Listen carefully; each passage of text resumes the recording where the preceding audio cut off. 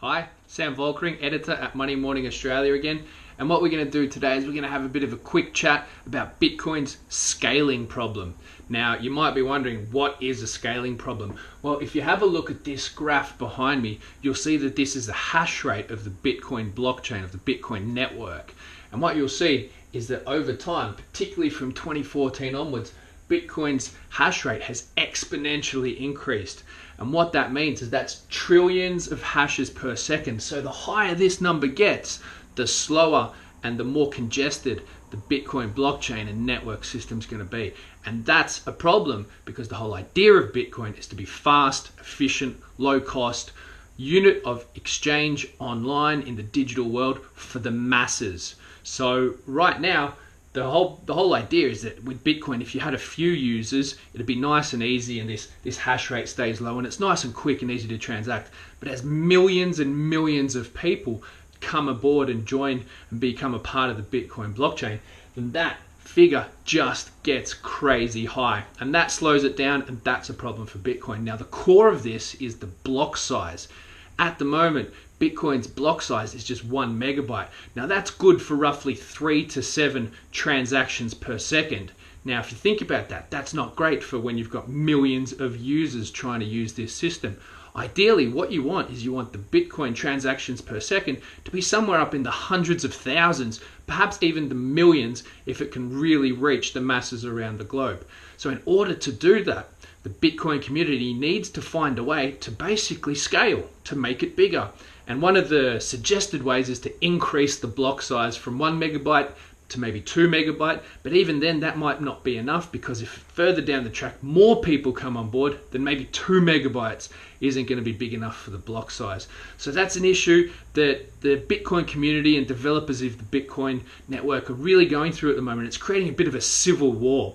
Now, the good news is there is a solution to the scaling problem, and it's going to come in the way of what they call a Bitcoin improvement proposal. Now that's a BIP, and you'll see the numbers bandied about like BIP 148 or BIP 149, and those are the two most recent Bitcoin improvement proposals that are looking as though they're going to come to fruition in the next few months.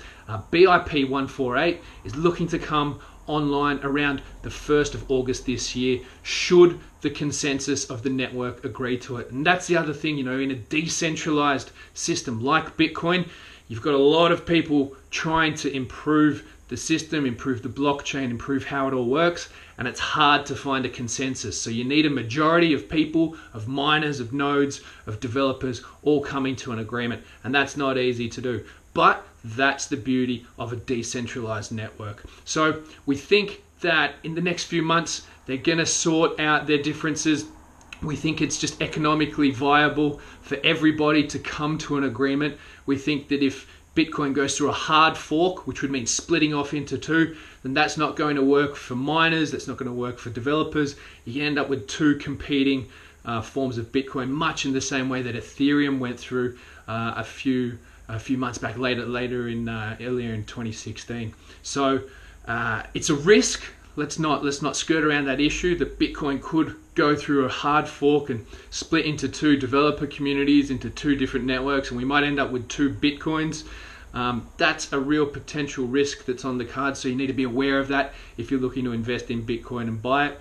But we think that they're going to come to a consensus. They're going to implement one of the BIPs, 148 or 149, and it's going to be a good thing for Bitcoin. You need to go through these teething problems. Remember how young, how early in development Bitcoin really is in the broader scale of the global financial system. So although it's a risk and we're a little concerned about it, we think that long term Bitcoin's going to look back on this, the developer community is going to look back on this time, and they're going to say we needed to go through that in order to expand, to scale and take Bitcoin out to the masses. So it's a risk, there's no doubt about that, but we certainly think that long-term Bitcoin is absolutely still a great idea if you're looking to invest in cryptocurrencies. So that's me again, Sam Volkering for Money Morning Australia, signing off.